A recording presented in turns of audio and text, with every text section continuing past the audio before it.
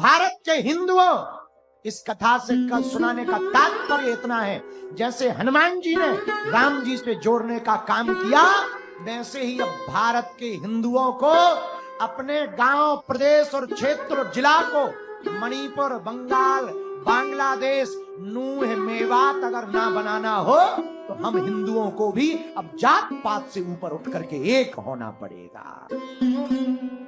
भारत को अगर बचाना है तो हम लोगों को एक होना पड़ेगा।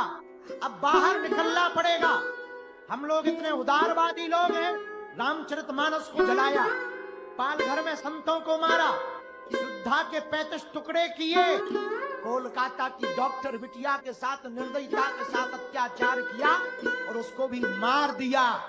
नूह और मेवात जलता रहा, मणिपुर जलता, हिंदुओं का धर्मांतरण किया जा रहा और हम लोग चुप बैठे हैं, क्योंकि किसी के ऊपर भी हमला होता है तो हम लोग ये सोचते हैं कि ये ब्राह्मण के ऊपर हुआ, ये क्षत्रिय के ऊपर हुआ, ये वैश्य के ऊपर हुआ, ये सेवक के ऊपर हुआ। अब इसके ऊपर उठना पड़ेगा। मुसलमानों में भी बहुत जातियां हैं, शिया है, सुन्नी है, अंसारी है, लेकिन मुसलमानों के धर्म के ऊपर जब बात उठती है तो सिर्फ मुस्लिमों को रहने दो।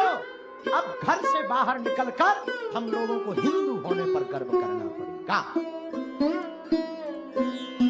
इसलिए कल हम दिल्ली में बैठे थे, 2-3 पत्रकार आ गए, बोले बाबा तुमने बयान दिया है कि प्रयागराज के कुंभ में गैर सनातनियों की दुकानें नहीं लगनी चाहिए। हमने कहा भाई साहब हमने क्या गलत कह दिया? मक्का इतना ही भाईचारा बनाना है, वहां हमारे हिंदू भी तो गरीब हैं, उनकी मजार के सामने लगवा देवे, तब तो तुम लोगों की जलती है।